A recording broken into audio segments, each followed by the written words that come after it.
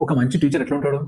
Direct మనం ఏం చెప్పాలో అది చెప్పుకుంటా వెళ్ళిపోతే పోరగాళ్ళకి అర్థం కాదు. కానీ మంచి టీచర్ ఏం చేస్తాడు? మనతో మాట్లాడతాడు. నీకు ఎంత పర్సెంటేజ్ వస్తది? నీ ఎంత ర్యాంక్ వస్తది? ఆర్ ఎంత గ్రేడ్ వస్తది నీ క్లాస్‌ల? ఓకే. ఓకే. అని అందరి గురించి ఫస్ట్ తెలుసుకుంటాడు. అండ్ అది బేస్ చేసుకొని మనకు మంచిగా చదివిస్తాడు ఆ సార్. సేమ్ అట్లనే ఇది కూడా. Constraint based creativity. Adding constraints sometimes make ChatGPT more creative. Example చూద్దాం. నార్మల్‌గా అయితే మనం write a marketing slogan for my coffee shop. Same ఇక్కడ మనం దీనికి ఏం అడిషనల్ ఇన్ఫర్మేషన్ ఇవ్వలేదు, కానీ దానికి కొన్ని కాన్స్టెంట్ ఇచ్చి ప్రాంప్ట్ రాద్దాం. అప్పుడు చూడండి మీరు output. Right a marketing slogan for my coffee shop. The slogan must be 3 to 5 words only. Use no marketing cliches like no, best, love, amazing. ఇటువంటి ఏం ఉండకుండా సోది పెట్టకుండాను be memorable enough to put on a mug. Have a double meaning or pun. Make someone smile.